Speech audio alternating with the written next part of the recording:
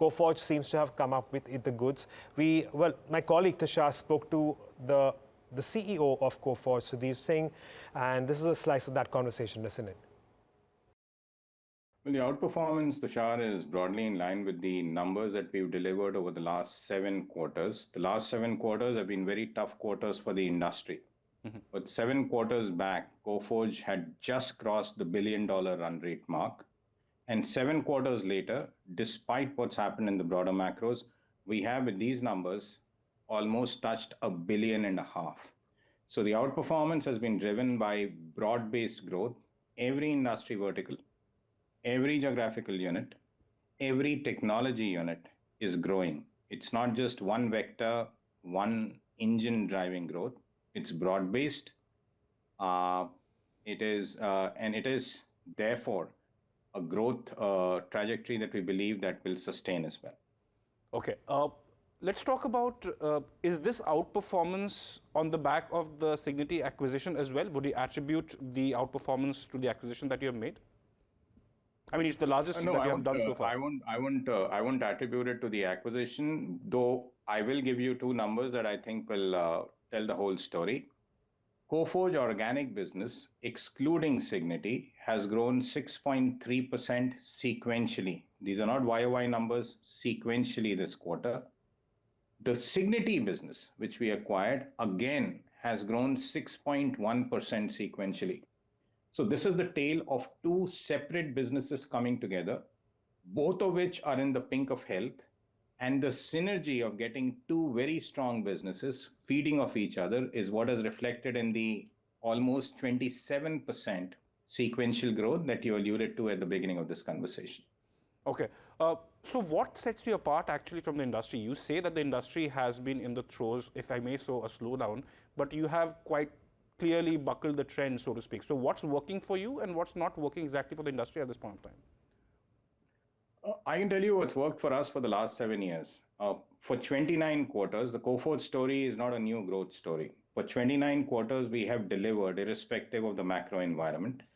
What sets us apart is our execution intensity. It's not the strategy. The strategy is the same for just about anyone you speak to. Everyone talks AI, data, cloud, and experience. The difference lies in the execution. And execution at Coforge has three arms. There is delivery execution, and the quality of that delivery is best exemplified by the fact that our repeat business is 95.5%. There is a quality of capability built. The approach at Coforge has always been driven by an internal paradigm that we call a big bet. We don't try to emulate the large caps. We don't want to be a large cap equivalent in terms of capability.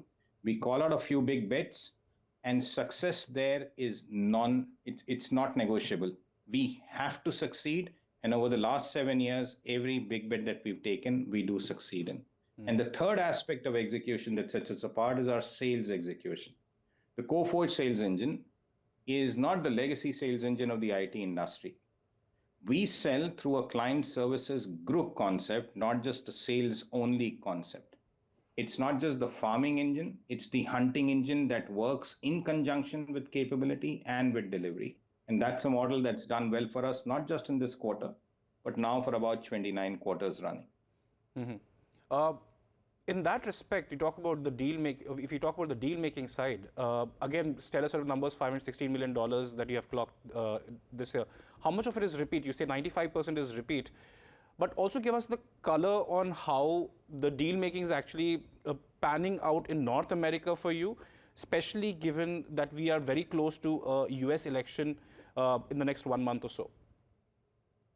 The US election, Tushar, honestly has not impacted decision making. What was an overhang and does continue to be an overhang is largely been the economic uncertainty. Hopefully, post 5th of November, once the elections are over, there's going to be some kind of comfort that people will derive from whatever the results are. At this point in time, our growth, whether it was through the COVID phase, whether it's been through the last 7 or 8 quarters that have passed and have been tough for the industry, our growth has been execution-led. We've always believed that as a firm that today is running at an approximate run rate size of $1.5 billion USD, we are still a very, very small part of the industry. And for a firm that doesn't even have 0.5% market share of an industry, to try to tie its growth numbers to industry growth, we think is irrelevant. So we will continue to deliver this growth, come what may, irrespective of the macro swings, which are logical and which will keep happening every 2 or 3 years. Okay. Let's talk a little bit about the goal that you had actually set a few quarters ago. You wanted to become a $2 billion company. So how far is that goal from being achieved, sir? It's actually pretty close. We set that goal 7 quarters back. In 7 quarters, we've grown from 1 to 1.5 billion in terms of run rate. So that goal we think is not just achievable, but at a stretch might be achievable faster than what we had envisaged. So would you say The by other the end of this important- fiscal? No, not certainly. I can assure you, certainly not by the end of this fiscal. And we haven't put a time frame out there in the market, and I would avoid that. But given the growth trajectory that we've recorded, given the next 12 months signed order book, given the order intake numbers that are going back, given the fact that the farming, the hunting sales execution engine is primed very well, we feel that the commitments that we made around the guidance that we offered are ironclad and are assured with what's happened over the last 7 quarters. What is your revenue guidance at this point of time? I think a few quarters ago you said it at about 13 to 16%. We don't give a revenue guidance, Tushar. We stopped giving it at the beginning of this year. Okay, all right. Finally, a few quarters ago in January when we spoke, you had said that 2024 is going to repeat of 2023 for the industry. Would you stand by that statement at this point of time? No, absolutely. We're already in October, second half of October, and you can look around in the industry and find that calendar year 24 has been a repeat of calendar year 23. So the facts, the results that have been coming out will bear that statement out.